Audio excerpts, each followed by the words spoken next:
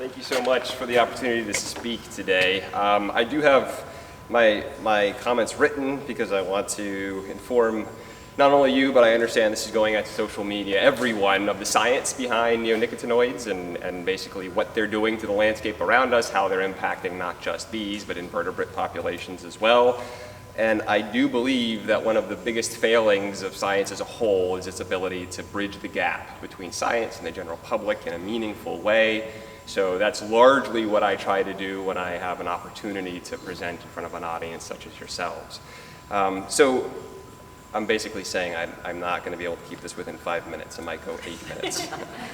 He warned me about that in advance. So at the Audubon Society of Rhode Island, our primary concern is whether our ecosystems are fully functional and biodiverse.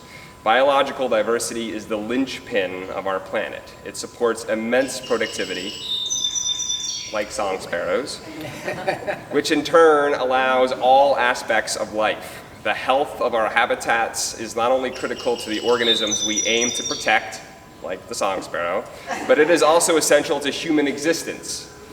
I think it goes without saying that everyone here today has an emotional connection to the natural world around us. The presence of you yourselves this morning indicates your care and your desire to do what you can to preserve our natural systems. But our connection to the world is much more fundamental than this. Without functional ecosystems, there is no capacity to support human life whatsoever.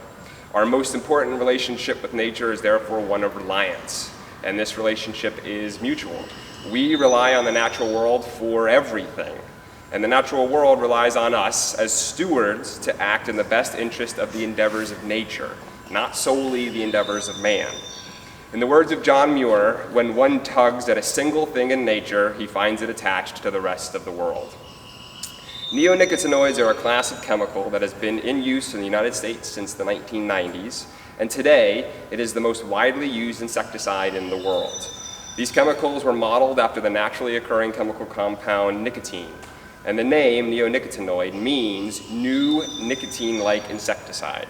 Despite the claim that neonics have a low toxicity to vertebrates, they were designed to be 5,000 to 10,000 times more toxic to invertebrates than the pesticide DDT. As other classes of pesticides have declined in use, neonics have grown dramatically in their presence across the landscape.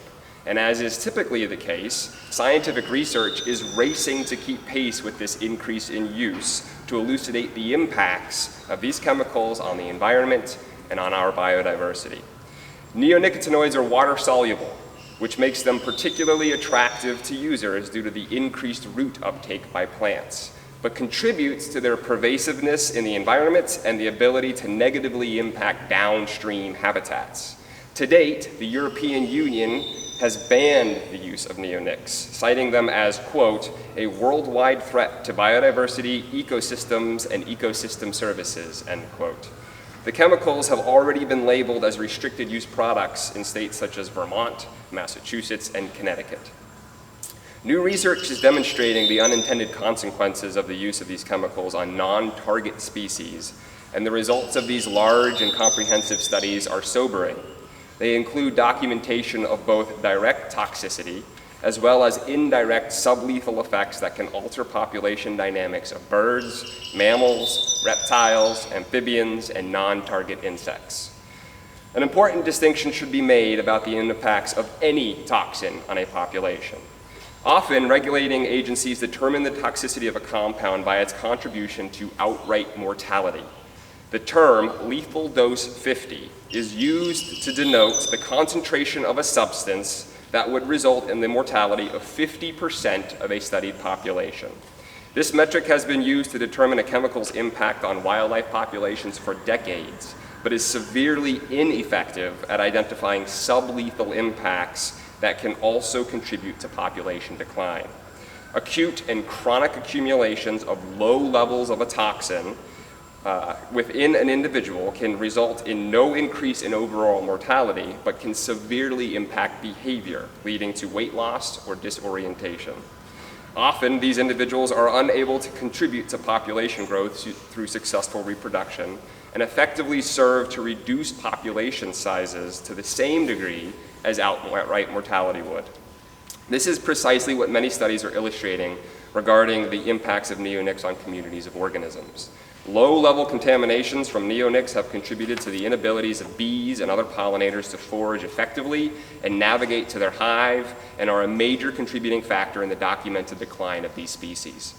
I feel it pertinent to highlight this point about toxicity, because a principal argument made by those opposed to restricting the use of neonics is that they are less toxic than their counterparts. As I stated earlier, neonics have a relatively low toxicity to vertebrates. But to put things in perspective, a single treated corn seed contains enough neonic to kill a bird the size of a blue jay.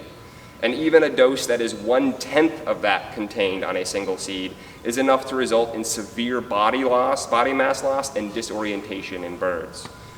A recent study documented migratory birds consuming even this small amount of neonicotinoid pesticide lost 6% of their body mass within 6 hours of consumption, and delayed their migration by an average of 3.5 days in order to regain their lost mass.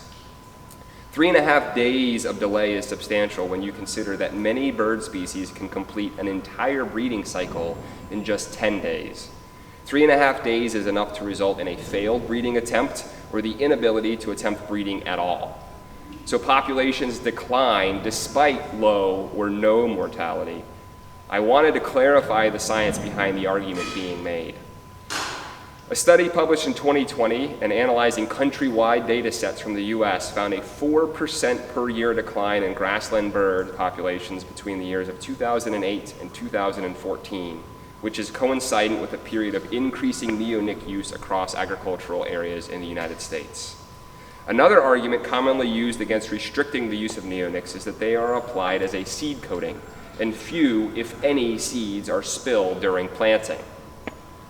Birds have evolved over the course of 160 million years, during which time they adapted to scratch, dig, peck, and extract seeds from the surrounding landscape. To argue that birds will not find and exploit a seed, whether it is spilled or recently planted, is to ignore their impressive evolution. And indeed, a study published in 2020 documented 16 species of bird and a further 14 species of mammal eating neonic-treated seeds at a spill site. A scientific study published just last month documented that 89% of individuals within a population of sandwich terns had detectable levels of neonics in their feathers. The importance of this study cannot be understated, as it documents the ubiquity of these chemicals within our ecosystem. As fish-eating coastal species, the natural history of terns should in no way make them candidates for coming into contact with neonics. However, because of the ability of these chemicals to infiltrate aquatic ecosystems, persist for long periods of time, and be transported downstream from areas of application, they are contaminating coastal environments and the seabirds found foraging within them. This, along with all other studies and the actions taken by the EU and other US states, highlights the urgency with which neonics need to be strongly regulated before their negative effects on the environment become too great to reverse, or at the very least, mitigate. This summer, the Audubon Society of Rhode Island will begin analyzing birds that breed on and migrate through our protected land to determine the pervasiveness of neonics across the landscape.